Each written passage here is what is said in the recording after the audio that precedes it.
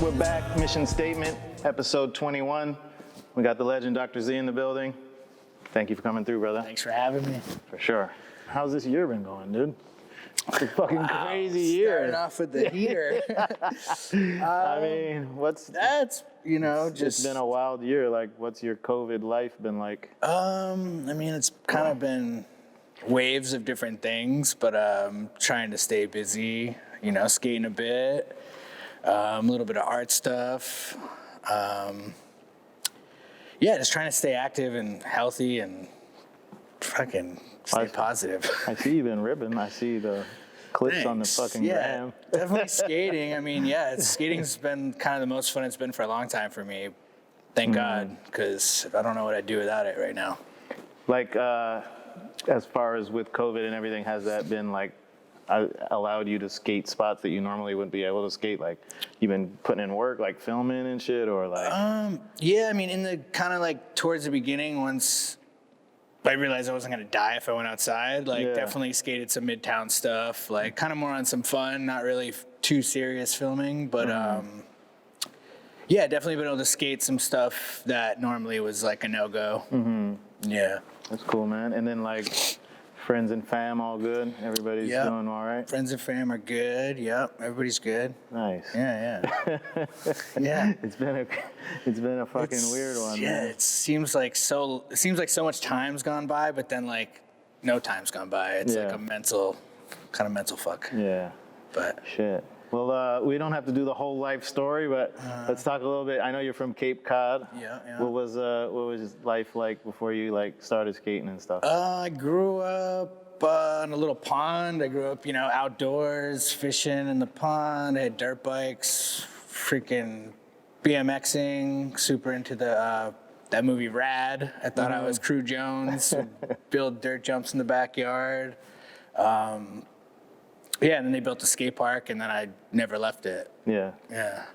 That's where, I mean, it must have come in handy with like the winters and shit. Yeah. I mean, me and my boy would literally, it'd snow at the park, and we'd plow out like little zones through the park and just skate the park in the winter. Once I went to the skate park for the first time, it took years for them to build one, but you couldn't get me out of it. I bet. That's kind of like Embarcadero for me. Yeah. See, that's amazing. I never been to Cape Cod, but in my stereotypical brain, the image I have is like really rough fishermen or like dudes with boat shoes and like pink polo shirts on. Yeah, exactly. Yeah. It's like very it's both sides of it's very hardworking fishermen or construction guys or the very wealthy that come to hang out in their second, third, or fourth home or whatnot. Yeah. Shit. You've probably talked about this before, but I always heard that like your dad was in the Hells Angels or something like that. No, definitely not. My dad, he's got a Harley, he rides, and no, definitely not. That's look-wise, he could pass, but no.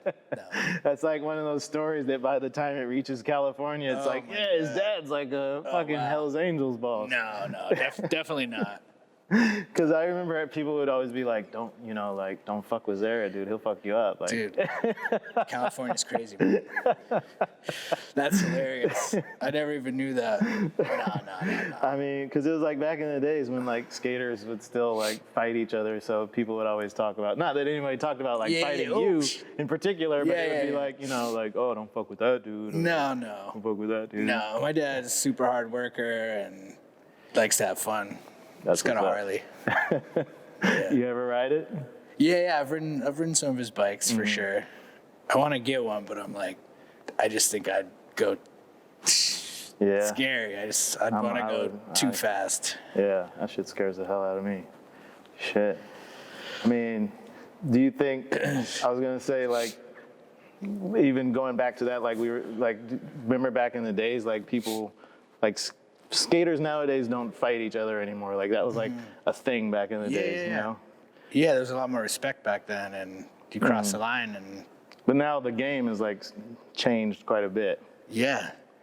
In a good way, though. It's kind of like... Yeah, it's a give and take type of thing. I mean, it's kind of weird where like people that would kind of test you back in the day was like on a respect thing, and it's like trying to like teach you something, where now it's like you try to say something to some of the younger kids to like look out for them. It's like they're on fucking whatever, like, this dude's a fucking asshole, he said this to me, and it's like, yo, I was just trying to like help you out and put you on to like real life shit, and it's a lot different now.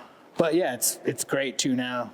It's a lot of opportunity, and it's a lot easier to get your shit out there and connect with other people. So yeah, for sure. Not hating on it. Yeah, because I was thinking about you. You've been in the game for so long. You've been from like those days to these days. It's like seeing two different sides of the fucking. Yeah, it's wild. It's completely flipped. It's wild to adapt, you know, but I mean, not really, because you're, you know, with it the whole time, but very different.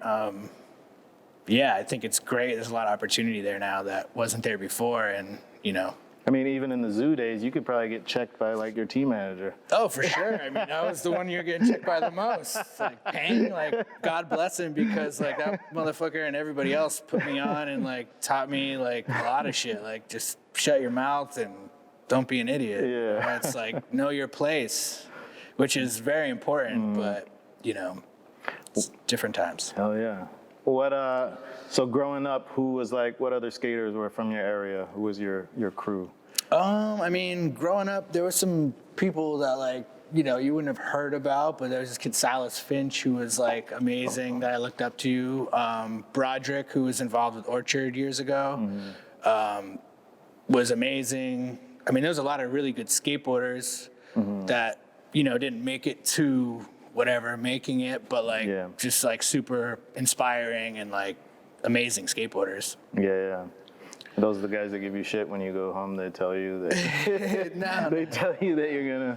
But I mean, then there was like, you know, once I like started going to Boston when I was probably like 13, 14, like PJ, Gallant, Jeremy, Eli. It was like, that was a whole new world for me, because I was from a small town. Like, going to the city, I'd be like, dude, what the fuck? This is crazy. Like, didn't like it at first, but then like the more I went, the more hyped I'd get on it, and like, you know, you feel so out of place. It's like the opposite from where I grew up. So it's a lot of like adapting and like just. How far away is that? It's only an hour and a half, but like there's a lot between that hour and a half. Yeah, like, I mean, when you're a kid, that's like a fucking another world. Exactly, which. Yeah, I wanted more and more to do with it. I met this kid, this DJK kid from Cape Cod. I think his name's like Brian Reed or something. Oh yeah, Brian's sick. Yeah, he's amazing. Yeah, he's from the Cape. Yeah. It's always good to see like up and coming talent coming from like your area. Dude, you know? There's a bunch of kids from the Cape, like in that area, that are like doing their thing, and it's like I love seeing it. It's like, you know, that wasn't a thing back then. There was like 3 dudes that were like in the mix and ripping, and now I feel like there's a strong presence of like Massachusetts kids doing their thing. Oh yeah. So how did you get into skating exactly? How did I get into skating? I remember seeing like one of my good friends' older brother had a skateboard, and just seeing him walking. I remember just seeing him, like I'd see him every few days walking with the skateboard, and I was like, dude, like what the fuck is that? Like, what is that thing? Like, you know, and then kind of like there wasn't really an outlet there was no magazines, there was no, that I knew of at the time. And this kid I played hockey with, like was into it and was like, yo, you see, because it was like when the new school boards came out with the double tail and nose that were the same, you know, the new school wave or whatever. And me and him got skateboards, and we started just fucking around, and yeah, that was kind of the beginning, and I got hooked, like super addictive personality, and quit playing hockey and everything else, and was just instantly hooked on it. Yeah. You strike me as one of those dudes that's like good at everything. Like you were probably super good at hockey, and like. I was good at hockey. I mean, I obsess over things, so it's like I get into something like I'm so into it. Like, it's not like I just pick something up and I'm good at it. It's like I pick something up and I'll be hidden behind wherever, like trying to figure this thing out before I even come out in front of people, maybe, and like show people that I'm doing this thing. If that makes sense. No, for sure. So then how did it get to like riding for 16 or whatever? Well, we had the second skate park. We had a skate park behind like our elementary school that got because, you know, skaters are the shitheads. So they kind of like moved us out and put us in this random little area in the airport. And my father helped build some stuff, and some of the other fathers helped build some stuff. We like replicated like the Tampa Pyramid and like certain things. So we actually had like a really good skate park. So when teams would be in Boston going through tours, you know, they'd be like, oh, there's this really good skate park in Chatham. So like teams would come through, and there was, I think it was like Invisible and Duff's demo. Me and my buddy are like, dude, we're gonna fucking get sponsored. So like we're fucking showing off and shit. And like, Was Jamie Thomas there? No. It was like, I want to say Dustin Dolan skated for Invisible then. No, it was a Stereo. Duff's.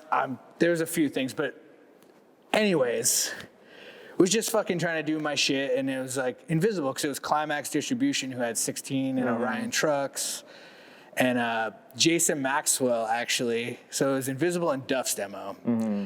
And I was like on top of this ramp. I was trying to do like a 360 no-footer over this spine. And like I'm trying to do this trick, and he's like, dude, you got this shit. And fucking whatever. Jason Maxwell was saying that? Yeah. So I fucking do it. And then one of the dude, Rodney Johnson, rest in peace. Oh yeah, he just passed, rest in peace. Was like, dude, send a video to us. We have this company 16, blah, blah, blah. How old were you? I was probably like maybe 11, 12. Oh, okay. And so I was like, fuck, I gotta get a video camera to like make this video. And like, so me and my buddy got some money together. I got a camera, and we're just filming each other. And then I sent a video. They started sending me boards, and that's kind of how it started. Sick. Who all rode for the team? Well, it was the first trip I ever went on. We went, flew me out to California, and it was Spanky, Jimmy Astleford. Dude, I remember that. That was like leather wrist bracelet Spanky with the like Justin Bieber hair. Yep. Devin Brankovich, Just in Case. Oh shit, City Stars kids. Yeah. Who else? This young kid, Topher, Jeremy Holmes, kid from Dallas. I remember skating with these dudes, and I was like, dude, these dudes are so fucking good. Like, what am I doing here? Yeah. But yeah, went all through California and blah, blah, blah. And yeah, it was fucking, I was mind blown. So fucking, how did it then 16 obviously transition into zoo? Like what was that whole transition like? Well, Rodney Johnson hit me up, and he was like, hey, I'm like leaving 16 to work for World Industries. Do you want some World stuff? A couple of the other guys are going to get some stuff from World. And I was like, yeah, cool. Like, sounds dope. So I started getting some boards from World Industries. And then I was kind of skating the skate park in Rhode Island called Skaters Island. And I was good friends with Brian Brown, and his brother Doug was a filmer. So I was kind of like skating with Brian and Doug a lot in Boston, and Doug had all this footage of me and sent it to Jeff Pang, because Brian skated for Zoo at the time. And I remember Jeff hitting me up like, yo, like, do you want to skate for Zoo? At that time and age, I was just like, dude, World is like the shit, like California, like the dream, like da-da-da-da. And I was in Boston randomly skating, and I was with Jahmal Williams, kind of just like walking between spots, like, you know, he's like, what are you doing? I was like, oh, I'm skating for World, but like Jeff hit me up to skate for Zoo, da-da-da, but I'm probably gonna skate for World. So you were actually on World? I was like getting flow. Like I wasn't like on, but I was, you know, getting boxes of like 3 boards a month, and I was fucking psyched. And Jahmal was just like, dude, skate for Zoo, like you're from the East Coast, like. And I was so young, I didn't really understand any of that shit, you know? So he kind of opened my eyes to be like, oh, skate for Zoo, like rep the East, da-da-da. And then like, so I ended up skating for Zoo. Like, shout out Jahmal, because that's one of the pivotal, you know, points in my life where I could have been like, you know, over there, but I feel like I'm in a good spot, and Damn, that's pretty sick, dude. I remember like you were one of those dudes who like came in the game, and like there's people that skate, like you were already in the game through 16, but I remember like when you got on Zoo, you were like the dude. Really? Like even back in California, you know, there's people that come in the game and they're like, and it's like, oh yeah, he's pretty good or whatever. And then it was like fucking all eyes on you at the moment. That must have been fucking I a great feeling. No idea, maybe. I don't know. I'm just like, I love skateboarding, and it was just fucking, that's kind of all I had. I was just trying to get it done. So then you're on Zoo, and then you moved down to New York? from? Yeah, when did I move to New York? Well, I was like, once I got on, I was kind of coming, I'd be in Boston a lot, and then I started coming to New York. I remember going, the day I got my license, I was 16, you're supposed to be like 16 and a half, drove by myself without like my parental guardian or whatever, and like, I got lost. I like went over the Williamsburg Bridge. I didn't know where the fuck I was going, so I hit up Pang. Where were you trying to go? I was trying to go to like Meatpacking District to the zoo office on 13th Street. And I'm like, yo, Jeff, I'm lost. Like, I just went over the Williamsburg Bridge. And he's like, well, do a U-turn, get the fuck out of Jersey, get back over onto the fucking Hudson Parkway, and blah, blah, blah. He's like, fucking Muska and Harold are waiting for you to go skate. And I'm like, shut the fuck up. Dude, I show up to the office, and it's like Muska and Harold. And like, Muska was one of my favorite skaters at the time. And I'm just like, dude, this is fucking insane. This was like Muska's heyday? Yeah. Like he's already the Muska? Yes, like... the Muska. Like, I was tripping. I was like, dude, shut the fuck up. I show up, and it's like, the Muska. It's like, dude, what the fuck? Where did you guys go?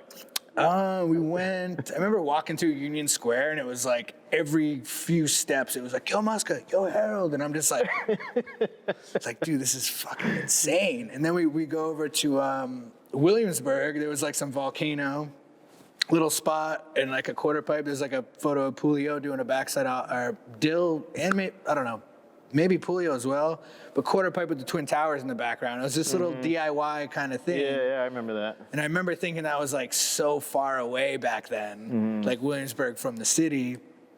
There's some shit I think in E.S.T too, like Muska does a frontside flip on the He does like the big pipe. Muska flip. Yeah. And I have like a trick on the thing, but that was like from that day. Yeah. So yeah, we skated there. We skated through the city and then ended up in Williamsburg, and I forget after that, but it was... Dude, I love the Muska. Same. He's the best. Still to this day. Shout out to the Muska. Yeah, word. Like, all this art shit he's doing, like, been an inspiration forever. I ended up getting an Escalade, like, a few years later once I started making money. That's funny, because that was my next question. It's on my list here. I was going to say, right here I have this question. Didn't you have a Cadillac Escalade on 20s? Yeah, my mom was working at this dealership, and, like, I was like, yo, Mom, I need to get a fucking Escalade. She said, oh, we just got one in and get you, But yeah, I had a fucking Escalade because of Muska.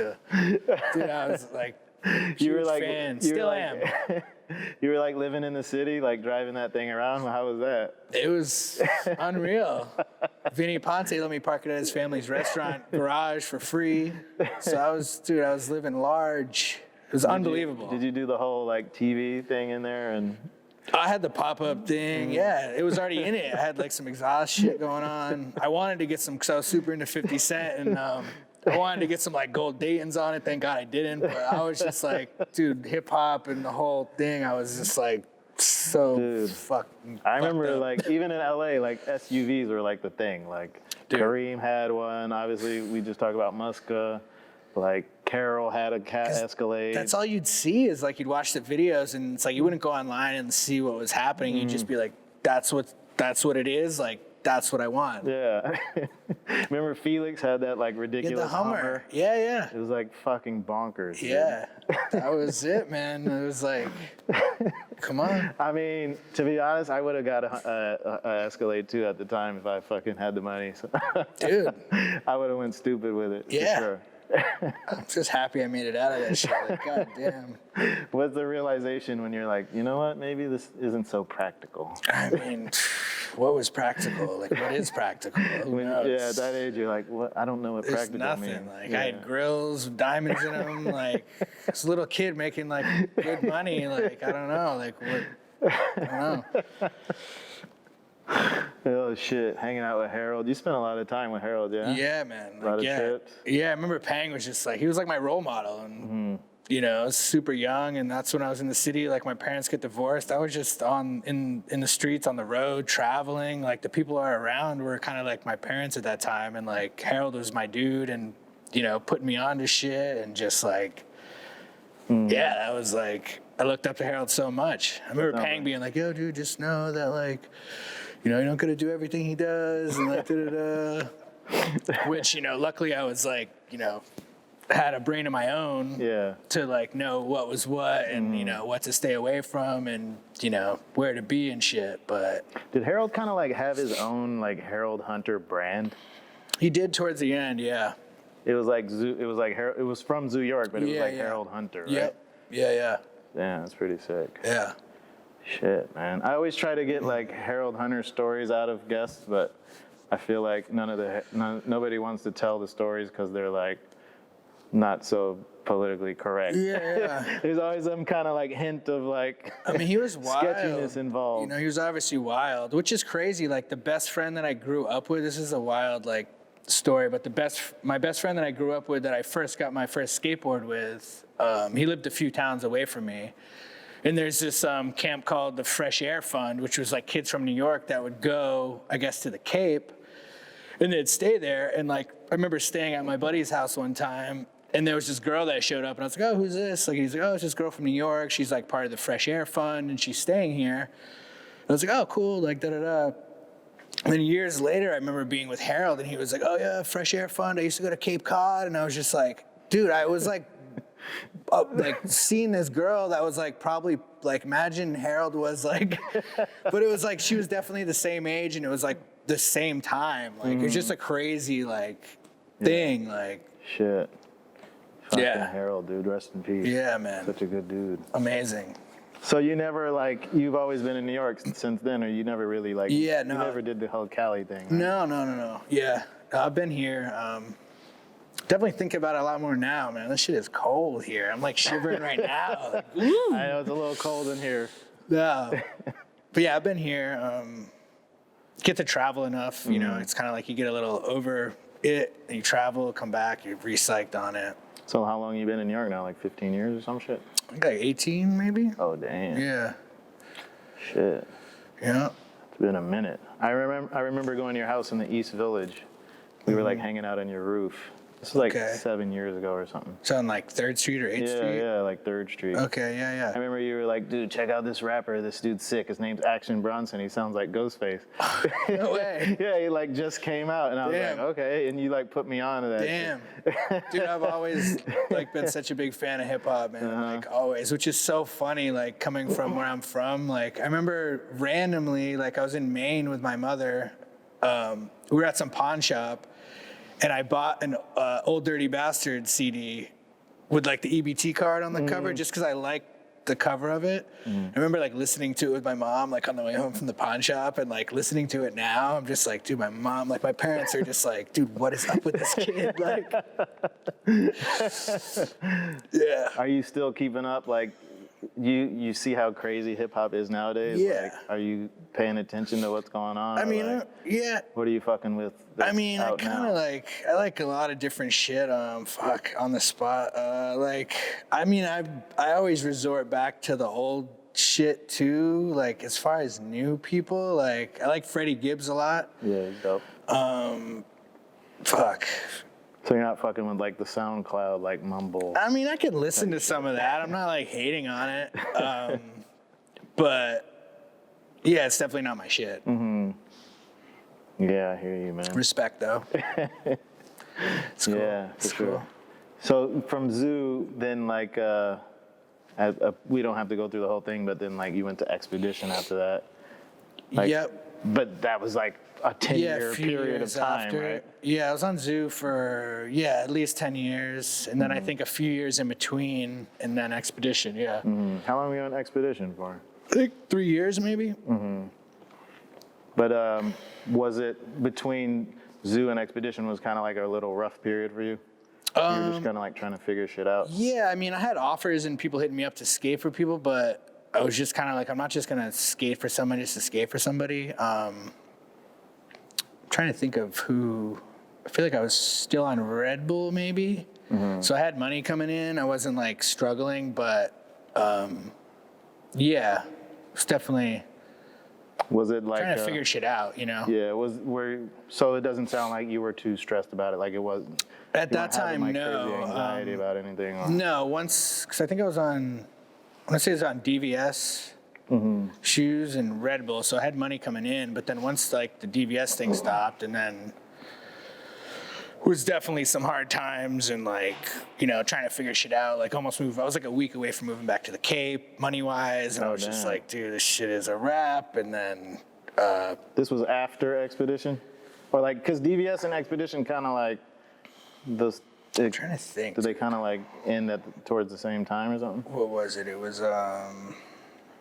Zoo ended, still on DVS.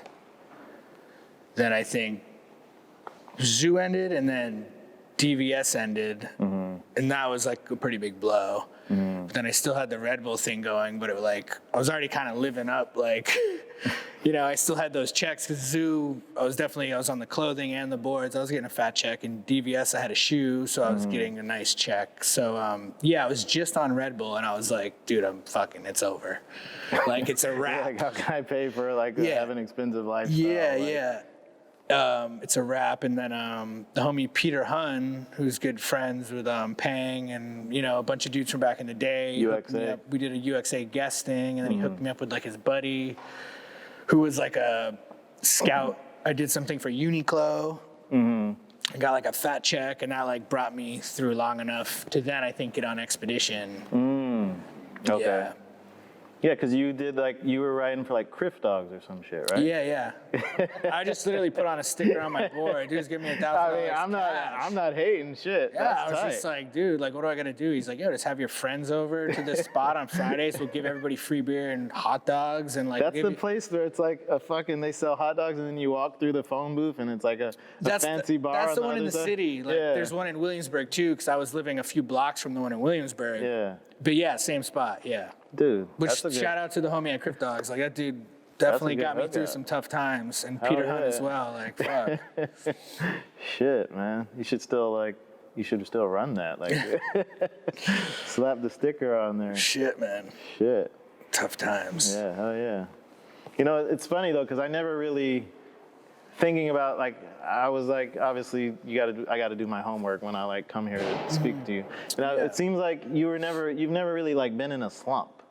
Like you've always kind of like it's almost like you outlast the companies. You know what I mean? Like you're like handling your business, and you're like I've upheld my part of the deal. Yeah. Like you've outlasted like DVS, Expedition.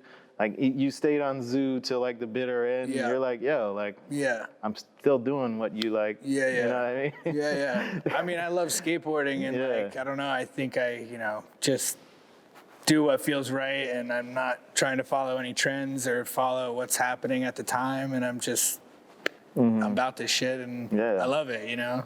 That's what's up, man. But, there's definitely something to be said for that. I appreciate that. Yeah, for sure. Fuck. Something that also comes up on this show, I know like you've had, maybe, I don't know if you've had your issues, but like drinking. I had Aaron Harrington on here, and he was talking about sobriety and all that stuff. And like, are you sober now, or? I'll have a little bit of wine here and there. I've been through like a few phases of like not drinking. The first time I stopped was probably like 5 years ago. I stopped for 3.5 years. Which was a huge, it was super hard because like, literally I was saying earlier, my parents got divorced. I started traveling. I was smoking mad weed. I'm around these older people. I'm just drinking, like I'm young. Then that shit caught up to me. And once I finally stopped, like all this, emotions and all these things I was covering up that I didn't even know I was covering up at the time. I was just riding the wave, skating, hanging out with the Muska and Harold and like, but once all that shit stopped and I stopped drinking, I was just like, all this shit came back to me, and it was like, hard not to just drink through it, but I, slowly dealt with all my shit, which was not fucking easy at all, which taught me a lot, so since then I've been definitely, stopped for 3.5 years, started drinking a bit again, and then kind of like slipped away again, and then had to reel it back in. So now I think I'm at the point where I know, I'll have a couple glasses of wine with my lady at night, maybe a drink here or there. But before it was just such a routine where it was like part of my life. Like, I don't know, it's like you're a young kid, you're skating, you're in the van, you're around all these people, shit's exciting, you're on tour, people want to drink with you and give you whatever. It comes to a point where it gets it gets to be too much, and a lot of people don't realize it, I think, until it's too late. And then it's like, true. once you lose everything, it's like those people don't give a fuck about you. They just want to hang out with you because you're somebody, you know? And like, once that happens, then you're just by yourself. You're like, you lose your, you know, your passion, your money, and everything. So it's like a triple blow, you know? It's like, and those people aren't around you they're anymore. gone, dude. No one wants to fuck with you. You're miserable. You're bummed. Like, nobody wants to fuck with you. Shit, man. So I've definitely been through a bit of that, and just realizing what is what, and, you know, surround yourself with positive people that actually care about you, and, you know, take it slow. Like, fuck, like, take a little bit of time off to collect your actual feelings that you're maybe covering up, and deal with them, and then move forward. Yeah, shit. I mean, me and Aaron were talking about that because a lot of people, we don't realize that like, like I've said it on the last episode, like that's when the work starts, you know? And it's like, is that something, you know, people think like you stop drinking and then all your problems are solved. Oh, hell no. But that's not really the way it works. Yeah, that's when the problems start. And then it's like, what are you going to do with those problems? Yeah. You're going to drink again to just get rid of them, or are you going to deal with them, which is not fucking easy. Did you, like, did you just realize that once you stopped, or like, did you know it was going to be that way, or? I had no idea. I was just like, oh, I'm going to stop drinking. I'm going to be good. And it was just like, whoa, like real life shit. Like, like whoa. Emotions. Yeah, dude, it was fucking real. Feelings. It was a long time where I was just like, I was fucking definitely depressed and like fucking bummed and like definitely not cool to be around. And, but I was just telling myself, I was like, yeah, this is some shit you got to deal with. And like, you got to deal with it yourself. Like, cause ain't nobody going to help you or hold your hand through it. So like, and I'm glad I did that, you know, like I feel like a lot smarter, and I, you know, learned a lot through that. Hell yeah. So you quit for 3 years and then you started up a little bit, just mellow, and then you kind of like take breaks here and there. Yeah, kind of like went back pretty bad again. And then like, you know, my chick definitely put me in check a couple times where I was like, okay, holy shit. Like, so shout out to her as well. Like she definitely made me realize some real shit. Yeah. Yeah. That's what's up. Which is, luckily I had somebody that cared about me next to me, because a lot of people don't, you know. And she did care about me. At the time I was like, well, you're tripping, like chill out, like, but she was fucking right, and God bless her. Yeah, and good that you had the wherewithal to like fucking listen to her too. True. No, I think about it a lot. I'm like, damn, where would I be if I like didn't have that? And like, definitely wouldn't be right here right now. I'll tell you that. Because when I heard about your story, it always seemed like it wasn't a problem that was affecting your life. It was more of like a choice for you. Like where you're like, okay, I'm choosing. Yeah, obviously life can be better when you're like not drinking. Yeah. But like you were like, okay, I'm gonna make a choice. Like I don't like this. I mean, it was definitely affecting my life. Like my knees, I couldn't skate. Yeah. I was so stiff, I couldn't skate. I was depressed. Like it fucked my life up. Okay. Yeah. That shit fucked my life up. The thing with that is you're not alone, man. It's like you're young, you're doing it, and then you get a certain age, and it's like your body can't deal with that anymore. I think everybody in this room has been in that position at some point in time. I'm just lucky to get through it and still feel good. I feel better than I did when I was younger, because I have a different mindset, and like, I'm skating so much funner than it was then. Like, well, that's the thing. I say that nowadays too. Is like I actually take care of myself now. Yeah. Back then I would just like eat shit, drink fucking a 12-pack every night. Then like be like, why am I not landing? That's what it was. Why am I not landing these tricks? Like, that's what it was back then. Like, you know, it's still that way now if you're around those type of people. But it's like, you know, you got to think for yourself and like not listen to who you're with all the time. It's like, you know, most of the time, nobody really gives a fuck about you unless it's your close friends, which are far and few between, I think. You know, it's like, oh yeah, but it's like most of the time, most people don't give a fuck. Yeah, it's unfortunate, but it's true. It's the truth, you know, I think. It's good, man. It's like to make those changes too, you really have to like take a deep look at yourself, like an introspective look, and like do some real like self-reflection. Yeah. And to like maybe see some like ugly parts of yourself that you're like, damn. No, you have. Like that shit's kind of fucked up. That's what you need to see. Yeah. Shit, man. Not, you know, I don't know. Power to you. you. Like, oh, it sounds corny. It's like, oh man, keep riding the wave and trying to be cool and whatever the fuck, whatever. But like, I don't know, man. I'm glad I fucking realized it. Yeah. And I feel great. Are you doing good now? Yeah, I feel way better, man. Skating's fun as hell. good people around me. You look great. Thanks, man. Definitely hype, man. You know. What's up with Alzheimer's? How that Great, seems like man. that shit's doing. Yeah. I like what you guys are doing, basically. Thanks, man. Yeah, good times. Alexis just got on. Everybody's fucking doing good. I wanted to ask you about that, but Alexis is on the team now. Who was she riding before? With the Weekend? She was on Weekend. I think she quit a bit before, and then actually shot a photo of her for a Converse ad. And I noticed she wasn't riding a Weekend board, but I kind of didn't say anything. She had like a sticker on her board. I was like, oh, she's probably like doing her own shit 'cause she's super creative. And so I didn't really mention anything to her. Then we were skating, like, not me and her, but I was in the van with my buddy Dana and a couple dudes on Alzheimer's. And like, he's like, yo, what's up with Alexis? Like, we should give her boards. And I was like, I think she's doing her own thing. I'm going to hit her up. And I text her like, yo, you want some boards? And she was like, yeah, I would love some boards. Really? And she's like, I wanted to mention it to you that day. You were shooting the photo, but I didn't want it to be weird. And I was like, I thought you were doing your own thing. Like, but yeah, it worked out. And I'm super hyped. We're all super hyped. And she's one of the best, man. Like, she's so sick. Yeah, I'm a huge fan. Yeah. I love what she's doing. I wonder, was there like some weird shit happened over at Weekend or something, right? Not to get too like. Yeah, I think there was some cancellation type of thing. I don't know. Some kind of, not to get gossipy, but like something was going on over there. Yeah, something happened, but I mean, yeah, shit is wild these days. Who else? Who's all on the team? You got Dana and then Delaney. Yeah, Dana, Delaney. Like the Eggs crew. E.T, Etienne, Crazy T. There's a bunch of dudes. Homie Sully, Stefan. There's like a lot of dudes now. I know I'm gonna leave people out. Fuck. So Will something? Yeah, Canadian Will Marshall. He went pro pretty recently. Fuck. Somebody's gonna. A lot of Hemis. Sorry, guys. That's what's up. Dustin Henry. Okay. You guys doing a video? You working on anything or like? Adrian. Yeah, I think there's actually a vid coming out pretty soon. I think there's going to be a couple dudes with like major parts, and then maybe a little montage, and then Sick. some stuff after that as well, I believe. Some stuff cooking. That's what's up. How's the art going? It's been a little slow lately. I got this big ass printer, and it's like if you don't use it, all the ink things gets clogged. So you got to have it like cleaned, and the ink's super expensive. But I've been doing some stuff, not as much as I want to be doing, but winter's coming, so I'm trying to get all the printers up to par to kind of go in.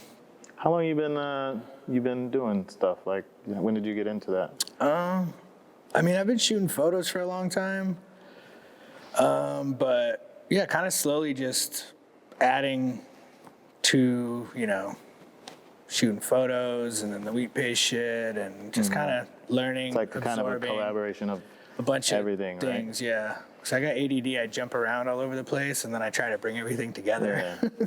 Oh, it's sick. That's dope. It's work in progress. It's funny because people always like talk shit about. They don't always talk shit. I'll take that back. But like some people are always like skaters. Everybody wants to be an artist. But it's the thing is with skaters, we've all skaters like photography. Yeah. All skaters like things that look cool. But that's the thing. All skaters like artistic shit. People are always gonna talk shit. So like you better love what you're doing, because if you're doing some shit you don't even like, people are going to talk shit. You better love what you're doing, because people are going to talk shit no matter what. Exactly. So, and if time weeds out the fakes and... For sure. But... I don't think I've ever seen a paper skaters in the wild, but I probably look at my phone too much. I mean, they don't last very long. They don't last nearly as long as I'd like them to last, but... You know how that works now. Tomorrow I'm going to be like, oh, shit. I definitely got to get on it a little harder. No, I mean, nothing against you. I'm sure you're out there doing your thing. Not enough. I need to get out there more. Fuck. Have you been doing any artistic collaborations or? I got a couple things that are kind of in the works. Can't really talk about at the moment, but yeah, kind of strategizing to move forward and trying to put myself out there a little more, 'cause I usually don't, and I'm just fuck it. I need to get out there more and just do more shit. Have you ever thought about having your own show or anything? I'm too critical on my shit. I I like overthink things and want it to be like perfect, and like I'm working on some shit. That's what's up. Yeah. We're all our own worst critics. Exactly. I always think every one of these things is going to be horrible, and they're amazing. Yeah. It's fucking tough out there, man. But I think it's amazing that you're actually like utilizing. I mean, you still get paid to skate, obviously, and that you're utilizing the free time to like come up with something creative, man. Trying to fulfill the brain. There's a lot going on, and it's like, I'm not trying to be bored. I just want to, you know, keep it moving. And with photography, like, I know you said you shot Alexis's ad and everything. Is like, you think you could get more into that in the future, like after skating or anything like that? I mean, I'd be into that, but I want to do, I don't know. It's kind of tough doing stuff for other people, but I'm definitely down. I don't know. We'll see. Yeah. See what it goes. Hell yeah. That's what's up. Well, fucking, how far, I mean, like, where would you like to take it? Like, where like, not to get too, like...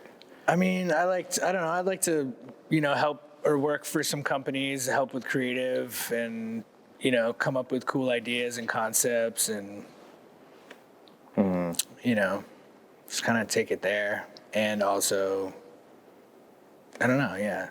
It's a lot of ideas. Just gotta fucking wait for this COVID shit to end. Yeah, so this shit is so over this once shit. we get rid of this shit, It's then got we my can brain all messed up. focus back on the things that we really want to do. And shit. Yes. Sick, man. Well, let's talk about some Massachusetts legends. Who's like Robbie Gangemi, obviously. Jamie, Pepper. I mean, he's from Maine. I feel like Maine's Mass too, though. Welsh is Maine. Drehobel, they're Maine, but that's Mass. Oh yeah, Drehobel. They're Mass. What about like underground dudes like Mike Graham? Yeah, Mike Graham. Oh man, I feel like I see him on the gram. He's been skating. Graham's fucking so sick. Older cats, fuck Jahmal. Oh yeah, for sure. Remember that dude Jim Jerry Gagney? Fowler. Jim Gagney. Yeah. He skated for 151.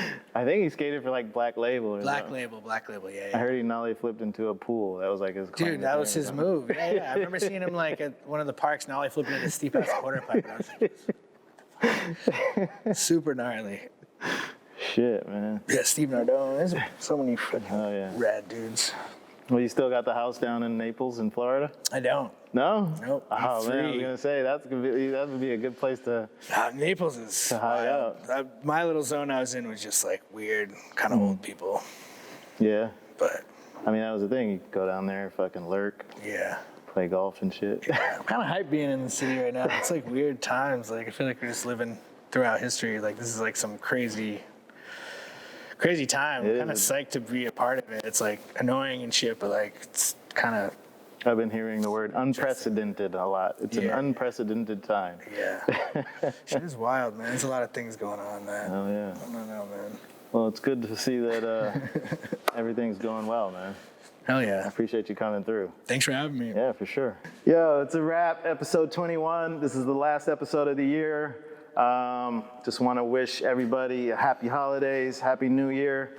Be safe, and see you in 2021. Peace. 2021 is going to be dope. Please.